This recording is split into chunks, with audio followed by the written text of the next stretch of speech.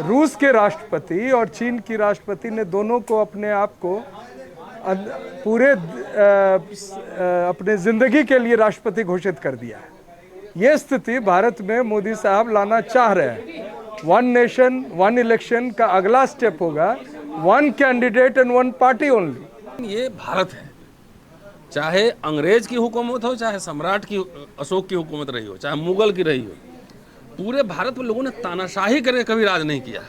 अंग्रेज भी नहीं कर पाए ना, पूरे भारत को कंट्रोल कर नहीं कर पाए। आपने सिंगोल लगा दिया पार्लियामेंट में, जो कि फ्यूडल राज सत्ता का प्रतीक है। तो बेसिक बात यह है कि सरकार और इसके पीछे जो आरएसएस की विचारधारा है, ये कभी संविधान में को मानती नहीं थी। जब संविधान लागू हुआ तब उसने कहा कि इसमें भारतीयता नहीं, हमारा संविधान नहीं, मनुस्मृति हमारा संविधान है। तो 10 साल से जो इस सत्ता में आए हुए हैं, तो इनको लगता है कि मनुस्मृति राज कायम कर देंगे, कर भी रहे हैं किस्तों में। ये चीन जाते हैं बीजेपी वाले बहुत, वहाँ के कम्युनिस्ट पार्टी का स्टडी करने, ठीक है। तो वहाँ से क्या सीख के आए हैं? चीन में तो एक पार्टी सिस्टम है ना, तो वहाँ से यही सीख के आए हैं कि यहाँ पे एक पार्टी सिस्टम लाएंगे और यहाँ पे मोदी जी सम्राट बनेंगे। तो ये है चक्कर।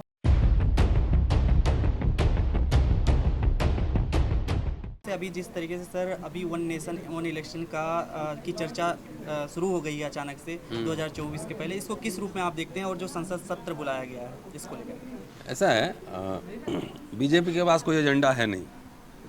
महंगाई बढ़ रहा है, बेरोजगारी बढ़ ही रहा है, दलितों पे हमले हो रहे हैं, नूह का कांड आपने देखा ही है।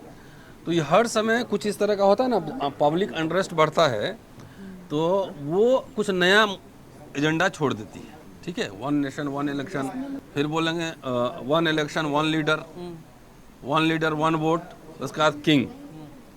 ये चीन जाते हैं बीजेपी वाले बहुत, वहाँ के कम्युनिस्ट पार्टी का स्टडी करने, ठीक है। तो वहाँ से क्या सीख के आए हैं? चीन में तो एक पार्टी सिस्टम है ना, तो वहाँ से यही सीख के आए हैं कि यहाँ पे एक पार्टी सिस्टम लाएंगे और यहाँ पे मोदी जी सम्राट बनेंगे। तो ये है चक्कर भाई। कानूनी पेच भी है इसमें ना, 50% राज्यों की सहमति जरूरी है इसमें वन नेशन वन इलेक्शन में। तो क्या इनके पास 50% राज्य की सहमति आ गई है? ये इस तरीके से काम कर रहे हैं। पूरा आप मानसून सत्र देख लो, हो गया और ख़त्म हुआ, कुछ दिन बाद तुरंत आ गया कि स्पेशल सेशन बुला रहे हैं। तो आपके पास कुछ एजेंडा ही नहीं है, कोई संवैधानिक प्रक्रिया का पालन ही नहीं हो रहा है। कुछ हो रहा है संवैधानिक प्रक्रिया का? आपने सिंगोल लगा दिया पार्लियामेंट में, जो कि फ्यूडल राज सत्ता का प्रतीक है। तो बेसिक बात यह है कि सरकार और इसके पीछे जो आरएसएस की विचारधारा है, ये कभी संविधान में को मानती नहीं थी। जब संविधान लागू हुआ तब उसने कहा कि इसमें भारतीयता नहीं, हमारा संविधान नहीं, मनुस्मृति हमारा संविधान है। तो 10 साल से जो इस सत्ता में आए हुए हैं, तो इनको लगता है कि मनुस्मृति राज कायम कर देंगे, कर भी रहे हैं किस्तों में। नहीं देखना, दिल्ली यूनिवर्सिटी में प्रिंसिपल के खिलाफ एफआईआर है, चार्जशीट हो गया, लेकिन अभी तक गिरफ्तारी उसकी नहीं हुई, प्रिंसिपल बनी हुई है। अब मेरी गिरफ्तारी जो है ना, एक फ्रिवलेस एफआईआर पे हो गई।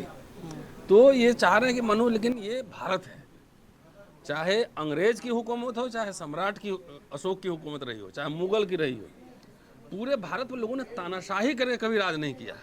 अंग्रेज भी नहीं कर पाए ना, पूरे भारत को कंट्रोल कर नहीं कर पाए। लेकिन sir one nation one election की चर्चा तो तमाम आयोग भी इसकी सिफारिश कर चुके हैं और प्रणब मुखर्जी जो पूर्व राष्ट्रपति थे वो भी कह चुके हैं। नहीं तो ये एक बार बताओ, उसकी एक प्रक्रिया होगी ना। वन नेशन वन इलेक्शन में आप जो हड़बड़ाए हुए हैं, one nation one cast, one nation one education नहीं बनाओगे? ये शिगुफा क्यों छोड़ रहे हो? ये अभी चुनाव के समय शिगुफा छोड़ रहे, राज्यों की सहमति हुई, कमेटी बना। और दूसरी बात है, इतनी वेरिएशन है, आप ईवीएम से क्यों चुनाव करा रहे हो? ईवीएम का तो इतना विरोध हो रहा है, ईवीएम में छेड़ाफेरी हो सकता है, ये संभव है। ईवीएम से क्यों चुनाव करा रहे हो? बैलेट पेपर पे आओ ना। तो जब आपके पास कोई एजेंडा ना, स्पेशल सेशन बुलाया है, कुछ ऐसा शिगुफा फिर आएगा या महिला रिजर्वेशन बिल लेके आएंगे, तो फिर उसे बहस होगा, डिबेट होगा, तो जितना रियल महंगाई सब है वो सब गायब हो जाएगा, इशू कर देगा। तो इनकी जो लीला है, समझिए, इसको हम बोलते हैं छल लीला, छल लेता है, ठग लेता है। जी सर मेरा एक सवाल है, एक आपसे। पॉलिटिकल साइंस की जो टर्मिनोलॉजी है उसमें एक शब्द है कि जिस तरह से आप देखते हैं कि विशेष सेशन बुलाना, एक देश पर कोई आपत्ति आ गई तभी किसी स्थिति में एक्स्ट्रा ऑर्डिनरी सिचुएशन, मैंने कहा ना। तो अब देश में कौन सी आपत्ति है जिसे सरकार जो मर्जी है कर रहा है भाई, उसको संविधान से क्या लेना देना है? जो मर्जी है कर रहा है। और दिक्कत दुख की बात है ना कि नेता सब जितना इनके खिलाफ आंदोलन करना चाहिए वो कर नहीं रहा है, मनमानी पे उतारू है। भाई कौन से ऐसा इमरजेंट सिचुएशन आ गया कि जिसमें आपको अभी मानसून सत्र खत्म हुआ है, उसमें आपने सीआरपीसी ला दी, उससे पहले यूसीसी पे से उपाय छोड़ दिया, अब वन नेशन वन इलेक्शन। आए मोदी जी वहीं से, तो क्या पता है कि चाइना वाला जो जमीन कब्जा इसीलिए बुला रहे हो। हाँ, तो वो चाइना ने जमीन कब्जा कर लिया है, नया मैप जारी कर दिया है जिसमें अरुणाचल प्रदेश तक दिखाया है चाइना का पार्ट।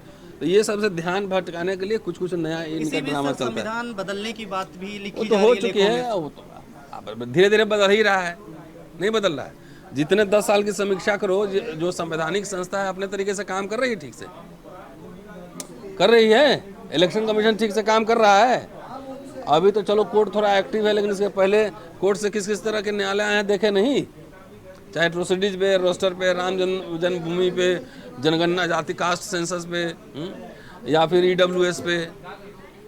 तो देख नहीं रहे हो कैसे सर G20 भी इसी बीच चल रहा है और इसी में मोदी योगी चर्चा कर रहे हैं राम जन्मभूमि के मंदिर के उद्घाटन इनके पास उपलब्धि यही है भाई। ऐसा है, ब्रिटिश हुकूमत के समय 3 शाही दरबार लगे थे, ठीक है जी। जिस घर में मैं रहता हूँ ना, 1911-10 के आसपास बना था, उसमें ब्रिटिश अधिकारी लोग रहते थे। तो शाही दरबार लगे थे। जब राजा रानी आई थी लंदन से, तो लोगों को बुलाया गया था भर भर के आके देखें राजा रानी को, उनको सुने, ठीक है। औपनिवेशिक काल में, कॉलोनियल पीरियड में, तब भी राजा को ने बुलवाया अपनी जनता को। और यहाँ क्या है, शहंशाह हिंदुस्तान भारत। मोदी साहब पूरे G20 से जनता को ही गायब कर देना, सारा लॉकडाउन 3-4 दिन बंद। समझ गए बात? 3-4 दिन। अंग्रेज भी ऐसा नहीं करते थे। तो ये आधुनिक शहंशाह है 21वीं सदी के। आदमी गायब है, सब बंद है, स्कूल कॉलेज सब कुछ बंद हो गया, सब तमाम चीजों को। लेकिन मास्टर स्ट्रोक बताया जा रहा है। अरे क्या मास्टर स्ट्रोक होता है, इलेक्शन बताएगा जी। चलिए मंडल जी, आप कैसे देखते हैं जो विशेष सत्र बुलाया गया? ये एक बड़ी साजिश है, ये साजिशन किया जा रहा है। इसमें खास बात देखिए ये है कि ये अंतर्राष्ट्रीय दृष्टि से सुनते हैं और समझते हैं और फॉलो भी करते हैं। रूस के राष्ट्रपति और चीन की राष्ट्रपति ने दोनों को अपने आप को पूरे अपने ज़िंदगी के लिए राष्ट्रपति घोषित कर दिया है। ये स्थिति भारत में मोदी साहब लाना चाह रहे हैं। 1 नेशन 1 इलेक्शन का अगला स्टेप होगा 1 कैंडिडेट एंड 1 पार्टी ओनली। चीन में जैसे होता है, आप वहाँ इलेक्शन जो होता है वो कहते हैं हम डेमोक्रेसी, एक ही कैंडिडेट आता है और उसको आप वोट दीजिए न दीजिए वही जीतता है। दूसरी बात यह है कि अभी बताया इन्होंने कि देश के सामने बहुत सारी विपत्ति है। वो विपत्ति इस तरह से है कि लोगों में बेरोजगारी है, शिक्षा क्षेत्र में बहुत बुरी स्थिति हो रही है। जो लोगों के बीच में जो खास तौर से अभी जो हम देख रहे हैं कि सामाजिक दृष्टिकोण से जितने उच्च शैक्षिक संस्थानें हैं वहाँ लोगों को एक तरह से आत्महत्या करने के लिए मजबूर किया जा रहा है, खास तौर से दलितों को। उन बातों से लोगों का ध्यान भटकाकर और महंगाई से ध्यान भटकाकर, लोगों की समस्याओं से ध्यान भटकाकर, नैरेटिव्स लाकर ये देश को बरगला रहे हैं। ये ईवीएम की सरकार है, ईवीएम से ये बराबर घोटाले करते हैं। एक इलेक्शन होगा तो उसमें तो बड़ा घोटाला होगा, कम खर्चा होगा। खर्चा की नहीं बात है, खर्चा तो कम करना है तो इनका जो 84 करोड़ का और कितने करोड़ का जो हवाई जहाज है और जो इनके कपड़े आते हैं, जो इनका मशरूम 70 लाख का आता है, वही कम कर दें तो वही देश पर। वो कहते तो हैं कि हम अपने जेब से नहीं लगाते, कहाँ से आता है? देश के सामने खर्च जो है वो सारे पैसे तो ले गए इनके दोस्त अडानी। तो ये कर रहे हैं ना। हाँ, तो वो अभी हम लोगों को कह रहे हैं स्टूडेंट्स में फीस बढ़ा दो, जहाँ 12,000 फीस है कह रहे हैं कि 1 लाख कर दो, 1.5 लाख कर दो। तो यूनिवर्सिटी में वो है ही, वहाँ तो 1 लाख से भी अधिक है फीस। तो अभी जो स्थिति है ये शिक्षा को वंचित करना चाह रहे हैं आम लोगों से, और जो खास तौर से जो हमारे समाज के लोग हैं, दलित पिछड़े और आदिवासी समाज के लोग हैं।